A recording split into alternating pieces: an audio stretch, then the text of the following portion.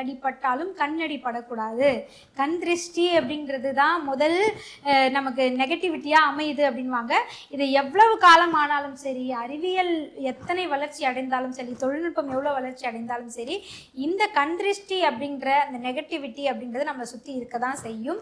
அதிலிருந்து நம்மளை காத்துக்கொள்ள வேண்டும். அதுக்கு நம்ம பெரியவங்க சொன்ன அந்த வழிமுறைகளை நம்ம திருஷ்டியிலிருந்து நம்மளை நாம் எப்படி காத்துக்கொள்வது அப்படின்றத ஏற்கனவே நிறைய பேர் சொல்லியிருக்காங்க. அதை நான் உங்களுக்கு திருப்பி ஒரு முறை ரீவைண்ட் பண்ணி உங்களுக்கு அதை நான் நினைவுபடுத்துகிறேன். மறந்துருக்கக்கூடியவங்க யாரேனும் இருக்கீங்க அப்படின்னா, இப்போ இது கண் திருஷ்டியால் தாங்க இது நடந்துக்கிட்டு இருக்கு, எல்லாருடைய பார்வையும் சரியே இல்லாமல் இருக்குங்க அப்படின்னு சொல்லக்கூடியவங்க இந்த வழிமுறைகளை எல்லாம் பின்பற்ற அப்படியே மட்டுப்பட்ட மாதிரியே ஆயிடுச்சு, அதற்கு மேலே எங்களால் வளரவே முடியல, இப்படியே தான் நாங்கள் வந்து தொடர்ந்துக்கிட்டே இருக்கோம், இப்படியே தான் நாங்கள் இருக்கணுமா அப்படின்னு கேட்கக்கூடியவங்க முதல்ல உங்களுடைய கண் திருஷ்டியை போக்குறதுக்கான வழிகளை தெரிஞ்சுக்கங்க. அதற்கு நீங்கள் செய்ய வேண்டிய விஷயங்கள் என்ன? எனக்கு தெரிந்த திருஷ்டி கழித்தல் முறைகள் எல்லாத்தையும் நான் உங்களுக்கு சொல்லியிருக்கேன். இன்னும் வேறு வழிமுறைகள் எல்லாம் எங்கள் ஊரில் திருஷ்டி கழிப்பாங்க அப்படின்னு சொல்லக்கூடியவங்க உங்களுடைய இந்த டீட்டெயிலை எங்களுக்கு கமெண்ட்ஸில் கொடுங்க.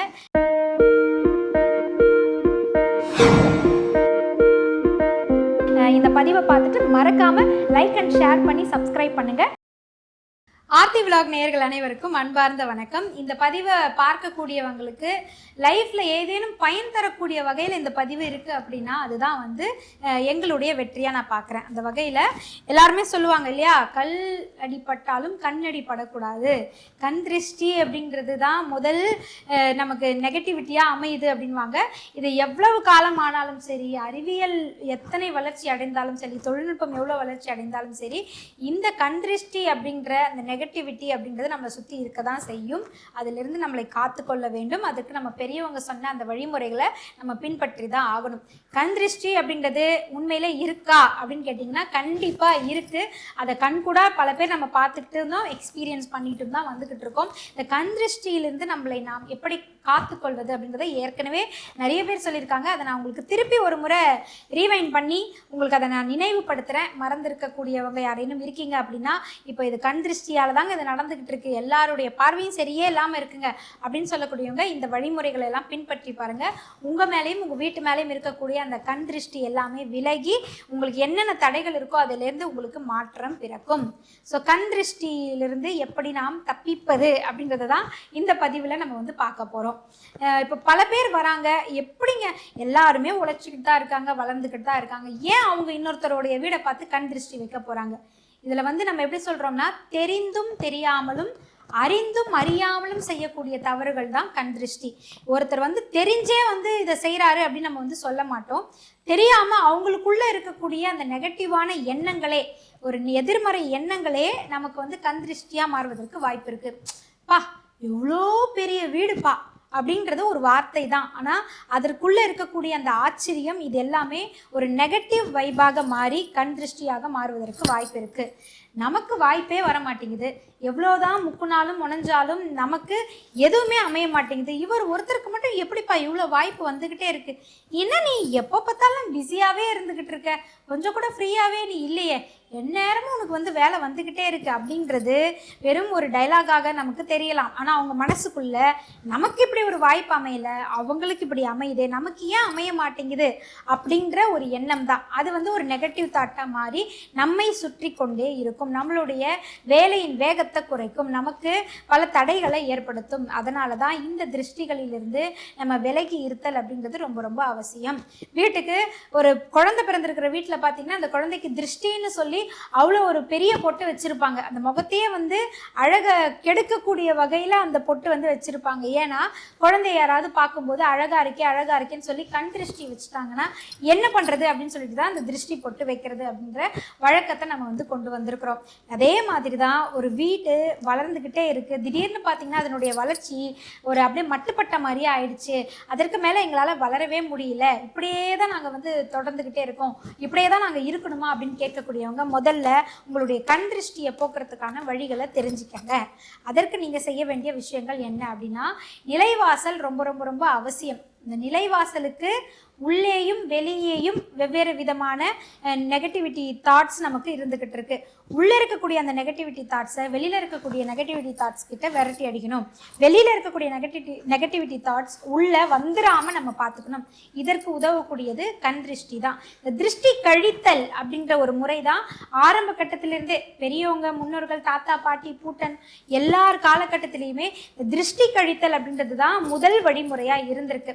அதுக்கு நீங்கள் என்ன பண்ணணும் அப்படின்னா, வீட்டில் கூடம்னு சொல்லுவாங்க, எல்லாரும் கூடி இருக்கக்கூடிய அந்த ஹால் பகுதிக்கு எல்லாரையும் அசம்பிள் பண்ணிடணும். யாரெல்லாம் இருக்காங்களோ, நண்டு, சிண்டு, குழந்தைங்க, எத்தனை உறவுகள் யாராக இருந்தாலும் ஒன்றா அந்த வீட்டில் இருக்கீங்க அப்படின்னா எல்லாரையும் ஒன்றா நிற்க வச்சுட்டு, வீட்டு பெரியவராக இருக்கலாம், இல்லைனா யாரேனும் ஒருத்தர் திருஷ்டி சுற்றி போடுறதுக்குன்னே நீங்கள் கூட்டிகிட்டு வரலாம். கூட்டிகிட்டு வந்துட்டு உப்பு மிளகு சுற்றி போடுறது அப்படின்றது ரொம்ப ரொம்ப அவசியம். அதாவது மிளகானா அந்த வர மிளகா, சிவப்பு மிளகான்னு சொல்லுவோம் இல்லையா, அந்த நல்லா காஞ்ச சிவப்பு மிளகாய் எடுத்துக்கணும்.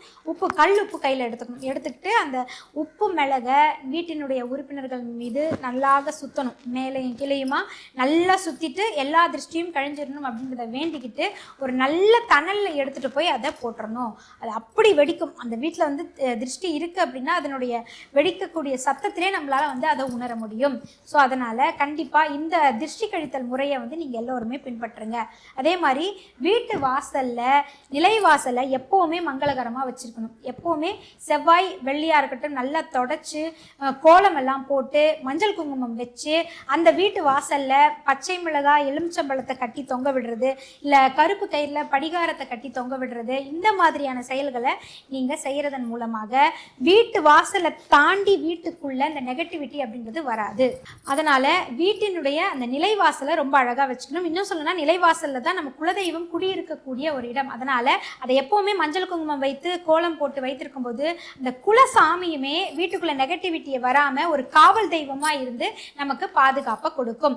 அதனால் நிலைவாசலை எப்போவுமே மங்களகரமாக நீங்கள் வச்சிருக்கிறது அப்படின்றது ரொம்ப ரொம்ப அவசியம். நான் சொன்னது போலவே கருப்பு கயிறில் படிகாரத்தை கட்டி நீங்கள் தொங்க விடலாம். குதிரையினுடைய அந்த காலுக்கு அடிப்பாங்க இல்லையா அந்த இரும்பு, அந்த இரும்பையுமே நீங்கள் வந்து வீட்டு வாசலில் கட்டி தொங்க விடலாம். சோற்று கற்றாழையை வந்து வெட்டி எடுத்து அதையுமே வீட்டு வாசலில் கட்டி தொங்க விடலாம். இதெல்லாம் திருஷ்டி கழிவதற்கான இன்னொரு சிறப்பான வழிமுறையாக கருதப்படுது. அதே மாதிரி திருஷ்டி கழித்தல்ல இன்னொரு முறை இருக்குது. அதாவது முச்சந்தி மண் எடுத்துகிட்டு வந்து திருஷ்டி சுற்றி போடுறது. அதாவது 3 சந்தும் கூடக்கூடிய இடத்துல எல்லாருடைய பாதங்களும் பட்ட அந்த மண்ணை இடது கையில் எடுத்துகிட்டு வந்து கூடாரத்தில், அதாவது கூடத்தில் நம்ம எல்லா மக்களும் கூடக்கூடிய அந்த ஹாலில் எல்லாரையும் நிற்க வச்சோ, இல்லை யாருக்கு அந்த ஒருத்தருக்கு திருஷ்டி கழிக்கணும்னு நினைக்கிறீங்களோ அந்த ஒருத்தரை நிற்க வச்சு நல்லா சுற்றி அந்த திருஷ்டி மண்ணையும் எடுத்துகிட்டு போய் நம்ம அப்புறப்படுத்திடலாம். இந்த முறையின் மூலமாகவும் நம்ம வந்து திருஷ்டி கழிக்க முடியும். ஸோ 2 வழிமுறைகள் திருஷ்டி கழிப்பதற்கு சொல்லியிருக்கேன். 3வது பார்த்தீங்கன்னா தேங்காய் உடைத்து நம்ம வந்து திருஷ்டி கழிக்க முடியும். தேங்காய் மீது கற்பூரம் வச்சு அந்த ஹாலில் இருக்கக்கூடிய நம்மளுடைய உறவுகள் எல்லாருக்குமே அந்த கற்பூரத்தை ஏற்றி நல்லா சுற்றணும். முதல்ல உறுப்பினர்களை, குடும்ப உறுப்பினர்களை வந்து நல்லா சுற்றிட்டு அப்படியே கோயிலுக்கு வெளியில் வந்து கோவில் கோபுரத்திலிருந்து ஃபுல்லாக முழுக்க அந்த கோவிலையே நீங்கள் வந்து ஆரத்தி எடுத்துடணும். நல்லா ஆரத்தி எடுத்து அதை செதற்காய் அடிக்கிற மாதிரி அடித்து உடைச்சிடணும். இதுவுமே திருஷ்டி கழிப்பதற்கான ஒரு மிகச்சிறந்த வழியாக இருக்கிறது. இவை எல்லாவற்றிற்கும் மேலே வீட்டுக்குள்ளே நெகட்டிவிட்டி வராமலும் ஒரு சிலருடைய தாட்ஸ் நம்ம வீட்டுக்குள்ளே தொடர்ந்து தேங்கி இல்லாமல் இருக்கிறதுக்கும் நெகட்டிவிட்டியை அழிக்கிறதுக்கும் வீட்டை எப்போவுமே மனமுள்ள ஒரு வீடாக வச்சுருங்க. எப்போவுமே வீட்டில் ஒரு கற்பூர வாசனை இருந்துகிட்டே இருக்கட்டும், இல்லைன்னா ஏதேனும் ஒரு ஊதுபத்தி வாசனை இருக்கட்டும், ஏதேனும் ஒரு சாம்பிராணியினுடைய வாசனை இருக்கட்டும்.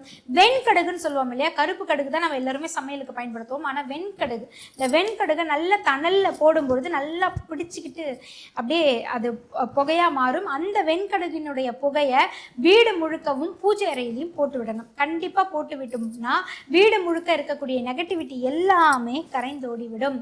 அதனால் இதையுமே நீங்கள் பயன்படுத்தலாம். வெண்கடுகுமே ஒரு மிகச்சிறந்த ஆயுதமாக நமக்கு வந்து செயல்படும். திருஷ்டி கழிப்பதற்கான ஒரு மிகச்சிறந்த பொருளாக இருக்குது. அதனால் வீட்டில் பெரியவங்க சொல்கிறாங்க அப்படின்னா கண்டிப்பாக திருஷ்டி எடுக்கிறதுக்கு எல்லோருமே வந்து நில்லுங்க.